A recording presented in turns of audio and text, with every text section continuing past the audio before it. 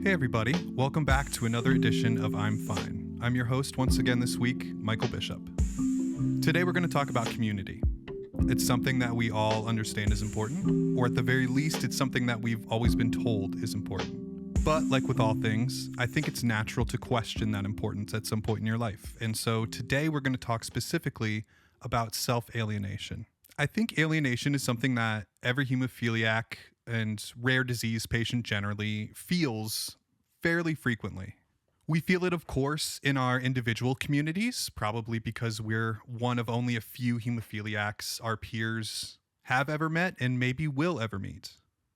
But today I want to talk about self-alienation within the hemophilia community itself, in my experience with feeling it and having an impulse to do it.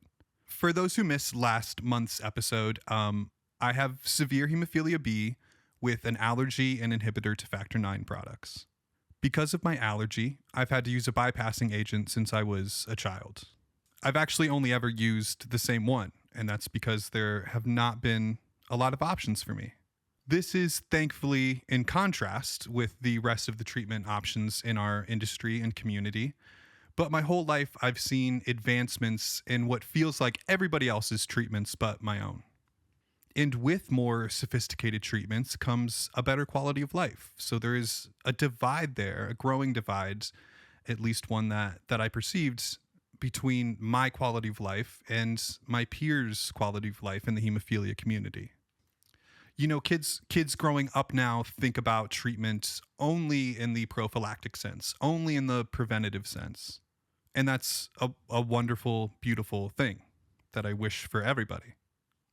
But seeing the lifestyle that other hemophilia patients enjoy and overanalyzing the differences between that lifestyle and mine has manifested some resentment that I've had difficulty getting away from. Just as a quick story, I remember this one day in 8th grade. I had already had a major knee surgery, my patella dislocation and realignment. I had already fractured my tibia and fibula, and I had already had what feels like hundreds of knee and ankle bleeds. So all I ever thought about was walking without pain, like getting back to feeling like I could participate in life in the same way that everyone around me was. And it had been a long time since I'd done that. That major knee surgery happened when I was 9 years old. And so although that's not a lot of time realistically, when you're in 8th grade, 3rd grade feels like a million years ago. And so that's all I ever wanted. That's all I ever focused on. And one day at school, I went to the restroom in between periods. So I was late for music class, and I was walking down the hallway towards the classroom, and I realized that I wasn't feeling the steps that I was taking. The steps I was taking were not hurting. And I was overwhelmed with this feeling of gratitude and amazement, and I just wanted to walk. I walked right past the classroom. I went into the church that was connected to the school. I went to a Catholic school, by the way. And I just walked up and down the aisles and in between the pews until the period ended. I couldn't stop walking. It was the best feeling I've ever felt. It was something I'll always remember. And it was one of the last times I ever walked without pain that I can remember. Now, I remember sharing that story with other hemophiliacs a couple years later, and they understood it in a way that no one else in my life could. They shared similar stories, or they told me that they wished they had similar stories to share.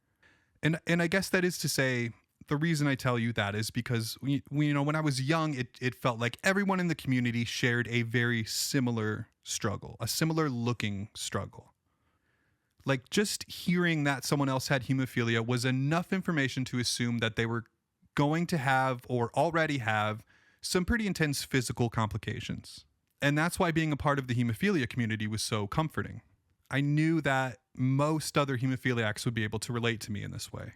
As much as my friends and girlfriends and family members wanted to understand and tried to understand what I was going through, we all knew that they never truly would because they would never experience it for themselves. But hemophiliacs always knew exactly what I was going through. But now, with the growing divide between the quality of life due to gene therapies and other advancements in treatments, I sometimes feel like other hemophiliacs won't be able to relate to me either, which of course is in many ways great. It is great.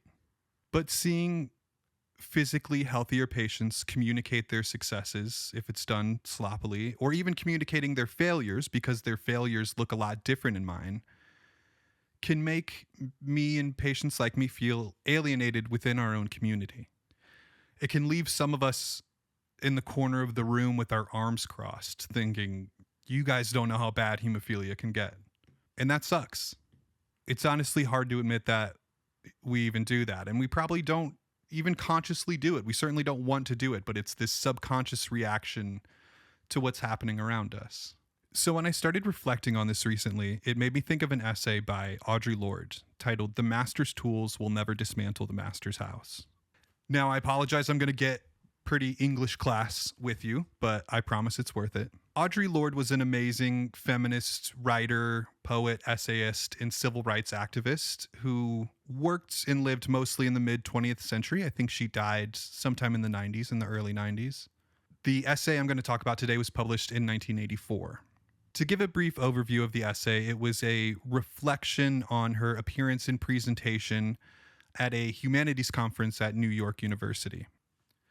She was gay and a person of color and found herself relegated to those titles while at the conference. She was not asked to speak as a feminist generally. She was asked to speak as a gay, Black feminist writer. And she noted that limiting her voice to those areas mirrored this oppressive patriarchal system that her and her contemporaries had started a movement to fight against. Which admittedly made me think of all the times I was asked to speak at a hemophilia event, but it was the inhibitor section specifically. And I'm sure I thought rightly, because only a small number of people in that room at this already small conference were going to understand me. But honestly, I went into this essay assuming, because of experiences like that, that I was going to relate with Audre Lorde. And I wanted to kind of mine her writings for some way to fight back or at least thoughtfully analyze this alienation that I was feeling. But I left feeling both like Lorde and the people to whom she was speaking, which is when I realized how self-imposed this alienation that I feel truly is, and how things were kind of going the other way. I was alienating the larger hemophilia community from myself and patients like me. So here are a couple quotes from Audre Lorde that I wanted to share with you from this essay. She writes, "Without community, there is no liberation, only the most vulnerable and temporary armistice between an individual and her oppression. But community must not mean a shedding of our differences, nor the pathetic pretense that these differences do not exist." And Lorde also quotes the great Simone de Beauvoir, who wrote, "It is in the knowledge of the genuine condition of our lives that we must draw our strength to live and our reasons for acting." We are all still battling astronomical medical bills and insurance issues and chronic pain and joint damage. And the most valuable thing I could do is not alienate myself from other people in my community, nor other people in my community from myself. Because the truth is, our voice as a whole is the amplification of my own. Thank you.